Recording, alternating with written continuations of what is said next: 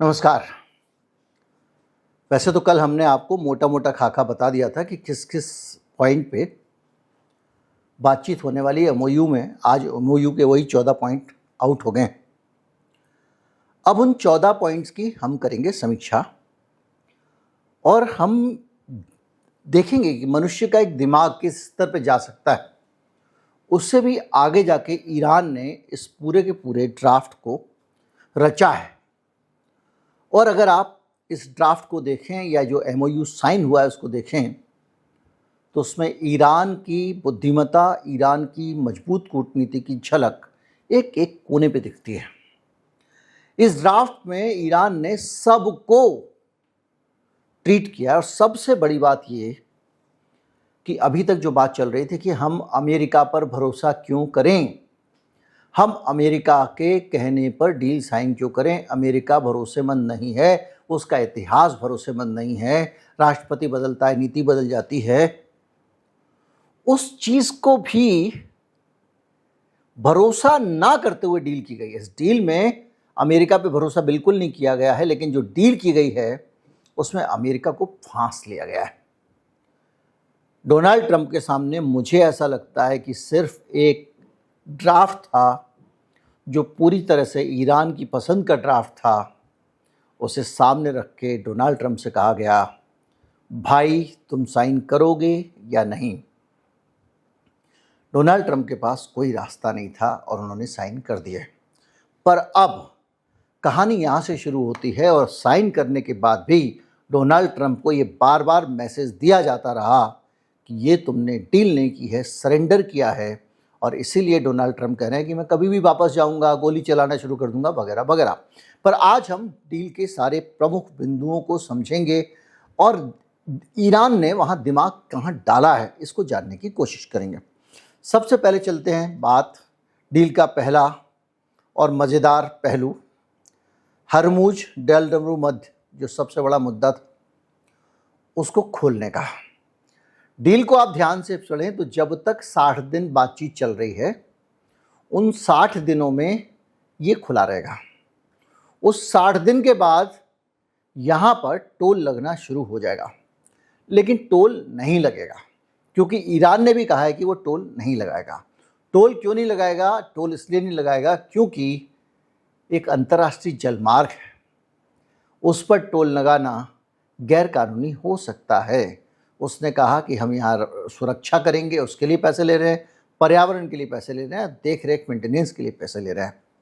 यानी हरमुज जलडमरू मध्य को 60 दिन के बाद मैनेज करने से इस डील में ईरान को रोका नहीं गया है। तो ये जो अनकंडीशनल खुलने की बात थी, ये सिर्फ 60 दिन की बात थी, हमेशा के लिए नहीं थी।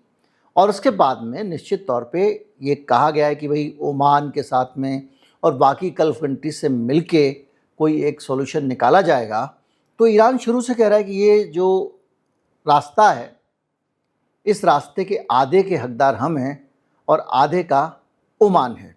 तो ईरान ओमान मिलके ही उसको ऑपरेट करेंगे और निश्चित तौर पे जब उसको ऑपरेट करेंगे तो बाकी गल्फ कंट्री अपने आप ईरान के झंडे के नीचे आ जाएंगे।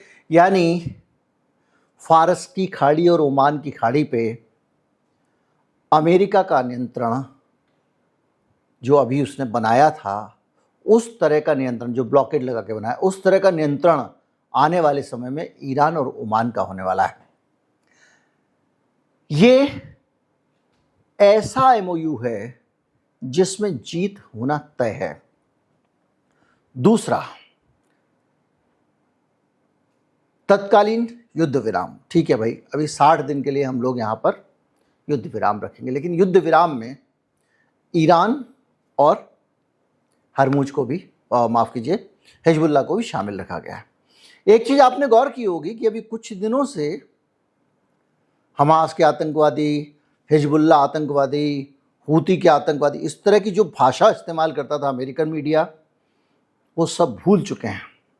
अब उनको एकदम साफ हो गया कि आतंकवादी नहीं भैया, ये भी पॉलिटिकल फोर्स हैं। तो जो बातचीत हुई है उसमें लेबनान की और इजराइल के बीच में भी शांति रहेगी। अब शांति रहेगी तो ये दो पार्टियां, यहां पॉइंट समझिएगा क्या फांसा है। दो पार्टियां हैं, एक पार्टी है हिजबुल्लाह, दूसरी पार्टी है नेतन्याहू। अभी तो नेतन्याहू ने कह दिया है हिजबुल्लाह हमको मारेगा तो हम भी मारेंगे वगैरह वगैरह, और हिजबुल्लाह कह रहा है और इनको वापस भी आना है, खाली करना है। डील होने का मतलब यह है कि ये दोनों पक्षों की जिम्मेदारी है कि इजराइल वहां से वापस आए और हिजबुल्लाह इजराइल पे अटैक ना करे। यानी सीधे सीधे इजराइल से कौन डील करेगा? अब ईरान को तो ये काम नहीं करना है ना। अब अमेरिका यानी डोनाल्ड ट्रंप की ये जिम्मेदारी है कि वो इजराइल को काबू करे और घसीट के अपने बाड़े में लेके आए। ये क्योंकि आप सोचिए नेतन्याहू की हालत क्या होगी, वो आदमी इस डील का लास्ट मिनट तक उसको एक लाइन नहीं बताई गई थी क्या डील होने वाली है। डील को गुप्त रखा गया था और उसके बाद में अब इस डील के अंदर यह प्रावधान है कि इजराइल पे लगाम लगा के रखेगा तो डोनाल्ड ट्रंप रखेगा। यानी इजराइल को काबू करने के लिए अब तक ईरान को ताकत लगानी पड़ती थी, अब अमेरिका की ताकत लगेगी। लेकिन अमेरिका की ताकत लगेगी, इसके पीछे जो बहुत सारे अरबपति हैं अमेरिका के, बहुत सारी फोर्सेज हैं सिस्टम में घुसे हुए हैं, बहुत सारे लोग ऐसे घुसे हुए हैं जो जियोनिस्ट सोच के लोग हैं। अब डोनाल्ड ट्रंप के लिए वो मुश्किल खड़ी करेंगे। लेकिन नेतन्याहू दोनों तरफ से फंस गया। वहां से घसीट के बाहर निकालने का काम जो साउथ लेबनान पे कब्जा कर रखा है वो डोनाल्ड ट्रंप का हो गया। अब या तो डोनाल्ड ट्रंप के मुंह पे मारो आप, मतलब आपस में लड़ो, सीधी सी बात है, वरना ईरान बोलेगा भाई ट्रंप साहब आपसे नहीं हो रहा, हम संभालते हैं इसको। तो ट्रंप उसकी तरफ से खड़ा भी नहीं हो पाएगा। यानी हाथ काट दिए इस मसले पे। ये एक बेहतरीन उपलब्धि है और दिमाग इसको कहते हैं। और ये और भी चीज बताऊं आपको जो सबसे खतरनाक इनके लिए हुई है, अमेरिका के प्रतिबंध हटाने की बात है। कहा जा रहा है कि ये प्रतिबंध अभी तत्काल नहीं हटेंगे, पर ईरान को जो प्रतिबंध हटवाने हैं वो तो हट जाएंगे। जैसे कि तेल बेचने की छूट उसको मिलनी है, वो तो आराम से मिल जाएगी और अमेरिका तुरंत खोलना पड़ेगा उसको, क्योंकि यहाँ कोई अड़चन नहीं। अड़चन कहाँ है वो मैं बताऊंगा, यानी ट्रंप के भी काबू में नहीं है। तो इसका तेल बिकना शुरू हो जाएगा, यानी दुनिया भर से पैसे आने शुरू हो जाएंगे। तो ईरान जो इतने लंबे प्रतिबंध के बावजूद समृद्ध है, विकसित है, आधुनिक है, उसके पास अब पैसा आएगा, धन आएगा तो क्या होगा। दूसरा, आपको पता है कि उसको एक कंपनसेशन भी देना है अमेरिका को, जो तोड़फोड़ मचाई है उसके बदले। हालांकि वो कह नहीं रहा है कंपनसेशन, वो कह रहा है कि इसके रीडेवलपमेंट के लिए हम फंड देंगे। अब वो 30 अरब डॉलर की बात हो रही है, 300 अरब डॉलर की। ये रकम क्या अमेरिका देगा? अमेरिका के टैक्सपेयर से खजाने से जाएगी? नहीं जाएगी। यानी वहाँ पर कुछ निर्माण होंगे, वहाँ पर कुछ चीज़ें होंगी, पुल बनेंगे, दूसरी चीज़ें बनेंगी, उसके लिए 300 अरब डॉलर मिलेंगे ईरान को। निश्चित तौर पे अंतर्राष्ट्रीय मामलों में कोई किसी की सहायता, डोनेशन नहीं होती है। तो जेडी वांस जो हैं अमेरिका के उपराष्ट्रपति, उन्होंने ये कहा है भैया यहाँ पर जो कुछ होगा डेवलपमेंट, दूसरे देश पैसा देंगे। यानी अलग अलग देशों से यहाँ पैसा इन्वेस्ट कराया जाएगा। कोई बड़ी बात नहीं है कि कुछ दिन बाद जिस अली खामनेई के लिए श्रद्धांजलि तक व्यक्त नहीं की जा रही थी, उसके देश में अडानी साहब कोई प्रोजेक्ट लॉन्च करते हुए शुरू दिखाई दे जाए आपको। इंफ्रास्ट्रक्चर प्रोजेक्ट बनाएंगे अडानी जी हाईवे बनाएंगे वगैरह वगैरह। तो उसके पास में एक तो तेल से छूट मिली, दूसरी ईरान के जो प्रतिबंध हैं बहुत सारे, उसको हटाने को लेकर अभी क्या है कि उसमें कुछ कंडीशंस हैं, जैसे आगे बढ़ोगे वैसे होगा। और तीसरा जो है, ईरान के जो फंड हैं वो रिलीज़ करने की बात है। तो देखिए, अभी आपको पता है कि जो पड़ोसी देश हैं, यूएई है, कुवैत है, इन 2-4 देशों ने कह दिया है, सऊदी ने भी कह दिया कि भाई हम इनके फंड रिलीज़ कर देंगे, यानी ईरान को अपना उसका पैसा मिल जाएगा। अब आप सोचिए, पहले तो ये समझा जा रहा था कि हारमुज खाली कराना है तो हम पैसे देंगे, अब वो हारमुज भी खाली करा रहा है, विदेश में भी माल बेच रहा है अपना। हारमुज पे भी वो टैक्स वसूलेगा 60 दिन के बाद, वो दूसरे देशों को भी अब तेल निर्यात करेगा, इन लोगों से भी कंपनसेशन लेगा और अमेरिका को भी उसने लपेट दिया। यानी चारों पांचों तरफ से उसने भर भर के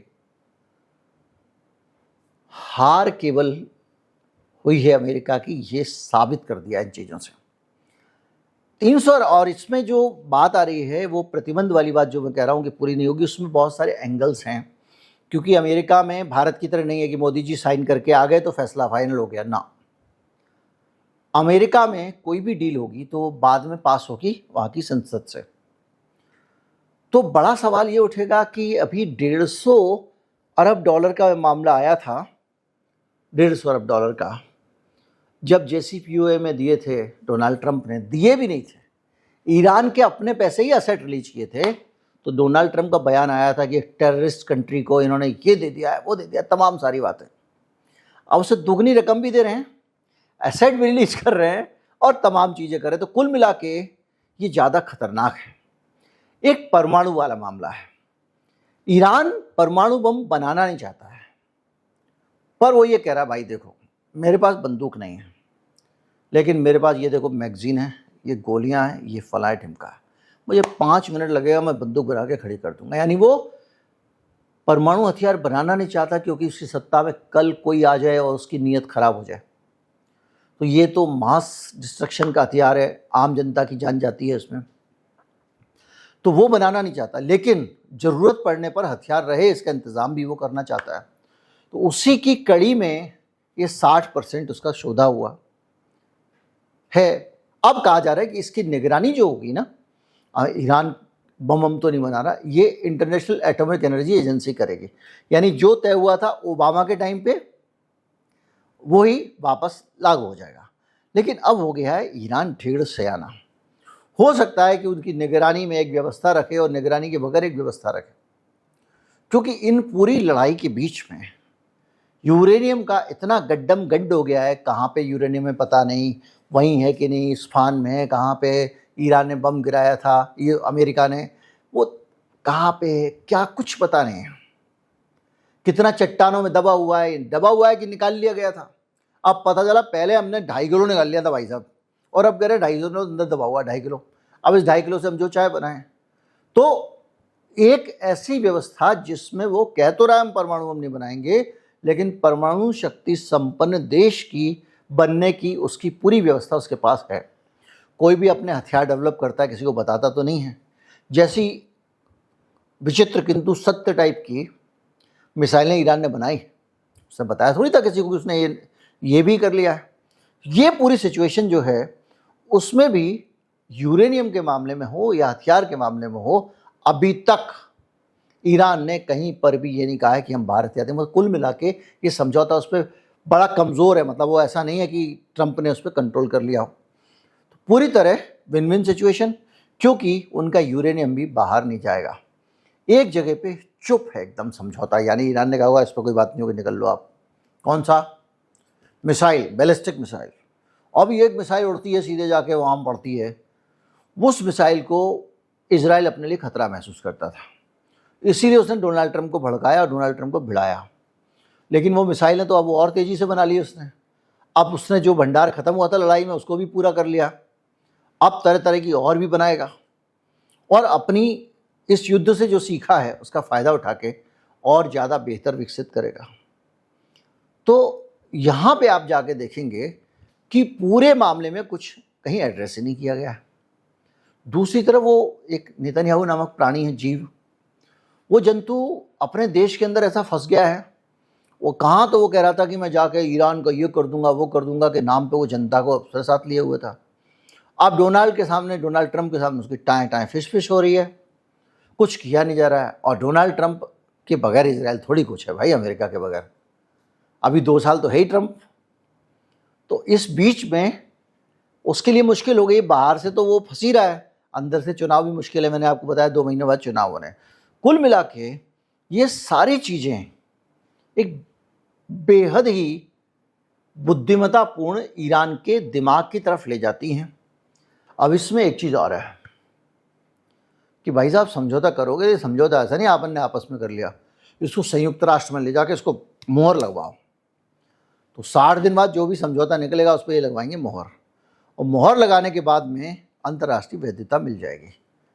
अब आप समझिए कि हालात जो हैं उसमें चीज़ें कैसे बदलें। सत्ता परिवर्तन ईरान में नहीं करवा पाए, तेल बिक्री जो इतने लंबे समय से प्रतिबंध लगा था खुल गया, अंतर्राष्ट्रीय प्रतिबंध जो आतंकवाद को बढ़ावा देने के नाम पे जो लगे हुए हैं वो अमेरिका की संसद में लगे हुए हैं, वो लगे रहने दो, क्या फ़र्क पड़ता है? कोई फ़र्क नहीं पड़ता। फ़र्क कहाँ से पड़ता है? भैया हमारा तेल बिक जाए, हमको और क्या प्रतिबंध से मतलब है, और हमारे जो पैसे दबा रखे हैं वो छोड़ दो। तो ये चीज़ अगर हो गई तो जो प्रतिबंध लगे भी हुए हैं वो बेकार हो जाते हैं। तो कुल मिला के अब जो तस्वीर है वो ये है कि 60 दिन बाद भाई साहब इधर से भी कमाई आने दो, उधर से भी आने दो, उधर से भी आने दो। परंतु डोनाल्ड ट्रंप पे भरोसा नहीं किया जा सकता, इसीलिए ईरान ने इन 60 दिन में ही वो चीज़ें लागू कराने का इंतज़ाम कर लिया है। भरोसेमंद नहीं है।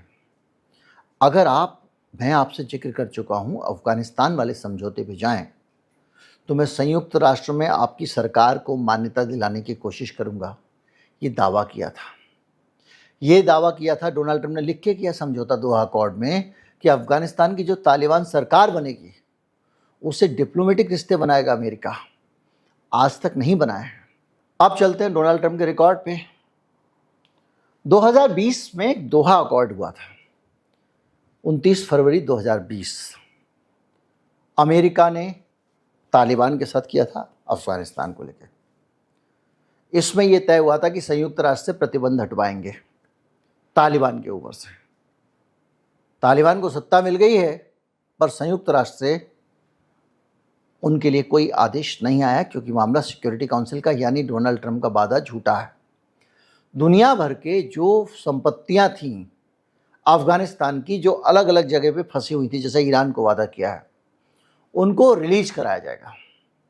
ये तालिबान को लिखित के दिया है, रिलीज नहीं हुई है। थोड़ी बहुत संपत्तियां करीब 58,000 करोड़ रुपए अभी भी उस ज़माने के जो उनका स्विफ्ट है, अमेरिका की वित्तीय प्रणाली है, उसमें फंसे हुए हैं, और उसमें से एक ट्रस्ट व्यवस्था में थोड़ा सा पैसा उनको दे दिया है।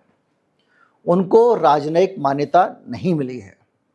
तालिबान की सरकार को अमेरिका ने मान्यता नहीं दी है, ना इनका दूतावास वहाँ पे है, ना उनका अमेरिका में है, कोई औपचारिक मान्यता नहीं दी है। तालिबान को दोहा अकॉर्ड में वादा किया गया कि जितने भी जो आर्थिक व्यवस्थाएं हैं उसके अंदर दोबारा से अफ़गानिस्तान को लाया जाएगा, वो दुनिया से कारोबार कर सकेगा, उसके जो बैंकिंग वाले प्रतिबंध है वो हट जाएंगे, डॉलर तक उसको पहुंच दे दी जाएगी। एक भी वादा इनमें से पूरा नहीं हुआ है। यानी ये समझौता करके भी मुकर सकता देश है, इसलिए ईरान ये सवाल उठा रहा था। लेकिन ईरान ने अपनी डील में इस बात के लिए गुंजाइश ही नहीं छोड़ी। 60 दिन जब तक डिस्कशन हो रहा होगा उस बीच में ईरान ज़्यादातर चीज़ें टेबल पे रखवा लेगा। इससे खाली पर्स दे भाई और ये घड़ी भी उतार दे, इस टाइप का, कि जब तक तू ये नहीं करेगा तब तक साइन नहीं करूँगा। तो पूरी तरह से अमेरिका जैसे गैर भरोसेमंद देश से एक ऐसी डील कर लेना जिसमें अमेरिका की खुद की जिम्मेदारी नेतन्याहू को रोक के रखने की भी हो, अमेरिका खुद ही इसको दुनिया भर का पैसा ईरान को दिलवाए, अमेरिका इसके ऊपर से तेल बेचने के प्रतिबंध हटाए, यानी कुल मिला के एक युद्ध करना अमेरिका को इतना भारी पड़ गया है कि अब ईरान जो है वो, अच्छा मज़ेदार बात यह है कि ईरान ने युद्ध जीत भी लिया, इसके धमकाए में भी नहीं आया, किसी में नहीं आया, सारे ड्रामे फेल हो गए और आखिर में जो ईरान ने कहा वो साइन कराया। तो ये एक चीज़ माननी पड़ेगी कि ईरान के लोगों का जो बताते हैं ना कि एवरेज IQ दुनिया से बेहतर है और तमाम सारी बातें हैं, उस डील में भी दिखाई दे रहा है। और डोनाल्ड ट्रंप इन 60 दिनों के अंदर क्या क्या चरित्र दिखाएंगे आप देख लेना। मैंने आपको कल के वीडियो में भी कहा था, क्योंकि ये डील उन्होंने साइन तो करवा ली है और ख़ुद भी कर दी है। उनकी मजबूरी है आर्थिक दबाव, उनकी मजबूरी है कि महंगाई, तमाम चीज़ें, लेकिन वो छटपटाएंगे। वो ये कह रहे हैं कि अभी की तारीख में ये नहीं हुआ कि भाई वहाँ से अमेरिकी हड्डे हटेंगे वगैरह, इसमें नहीं है। परंतु जब बाकी गल्फ देश ईरान में विश्वास रखेंगे, उनको लगेगा कि अब हमको किसी तरह की अमेरिका की रक्षा की ज़रूरत नहीं है, क्योंकि वो तो इजराइल की रक्षा करता है, हमारे तो किसी काम का नहीं है। हमारी ज़मीन पर अड्डा बनाया हुआ है लेकिन हमको वो सिक्योरिटी नहीं दे रहा है, तो अपने आप वो अड्डे भी हट जाएंगे। तो ये ब्रिलियंट ब्रेन का काम जो है वो ईरान के इस समझौते में दिखाई दे रहा है, और ये निश्चित तौर पे डोनाल्ड ट्रंप को ऐसा फांसा है कि वो छटपटा के बार बार निकलने की कोशिश भी करेगा, फिर बाहर देखेगा कि बाहर का माहौल बहुत खतरनाक है, उड़ जहाज को पंछी पुनी जहाज पे आवे, फिर वापस समझौते में आएगा। लेकिन बदमाशियाँ चलती रहेंगी। नेतन्याहू का भी पटरी से उतारने का प्लान ईरान ने बढ़िया से फेल कर दिया। ये वहाँ पर साउथ लेबनान में गोले वोले चलाता रहा, ईरान ने जरा भी विचलित नहीं हुआ। उसने कहा तू कर ले जो करना बेटा, हम जो कर रहे हैं ना उसके बाद में तो इस लायक नहीं रहेगा। अब आप सोचिए, अगर इजराइल इधर उधर हुआ तो हजबुल्ला मारेगा उधर से, इधर से ईरान भी मार सकता है, और अमेरिका ये कहने लायक भी नहीं रहेगा कि भाई क्या करें, क्योंकि तुझे ही तो रोकना था, तू रोक नहीं पाया। उम्मीद करता हूँ कि वीडियो आपको काफ़ी एक इंसाइट देने में कामयाब हुआ होगा। और ये अब हम देख रहे हैं अपने पड़ोस में एक बड़ी शक्ति ईरान खड़ी होती हुई। अब ईरान भारत के लिए कैसा रहता है ये इस पर निर्भर करेगा कि हम उसके साथ कैसे संबंध रखते हैं। उसने बहरहाल हमारे साथ हमेशा अच्छे संबंध रखे हैं। अब हमने इस बीच में जो संबंधों में ट्रंप गिरी दिखाई है, उसके परिणाम क्या होंगे हमें नहीं पता। नमस्कार, जय हिंद।